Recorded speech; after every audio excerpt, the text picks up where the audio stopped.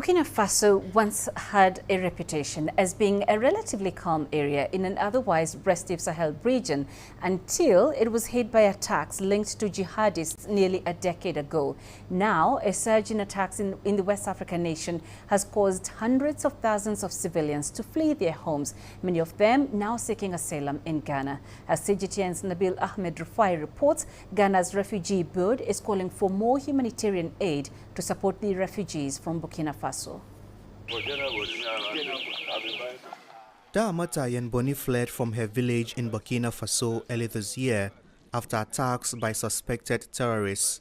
She now lives in this camp in Tarikom in northern Ghana. We were at home one evening and heard gunshots being fired. We didn't understand what was happening. The next morning we realized that militants had killed many people, so we fled and came to Ghana. Burkina Faso has seen frequent attacks by armed groups since 2015, which according to the United Nations have killed nearly 20,000 people and displaced more than 2 million people. Nearly 4,000 displaced people from Burkina Faso have taken shelter at this camp. Many of them are worried about their relatives still trapped in the conflict areas back home. The insecurity in Burkina Faso led to 2 military coups last year.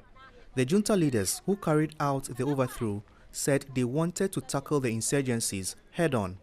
But the attacks by militant groups have persisted, so many women and children continue to flee Burkina Faso through this border to enter Ghana. Out of fear, we ran away from Burkina Faso. We now work on farms owned by Ghanaians to feed ourselves. Jibrila Isaka is the chief of this village, hosting some asylum seekers from Burkina Faso.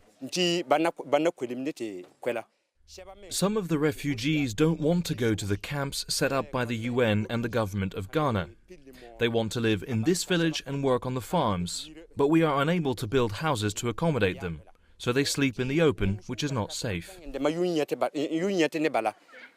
Burkina Faso is the world's most neglected crisis, according to a report released by the Norwegian Refugee Council last year. A lot of the time, the donors tell you where you should take the money to.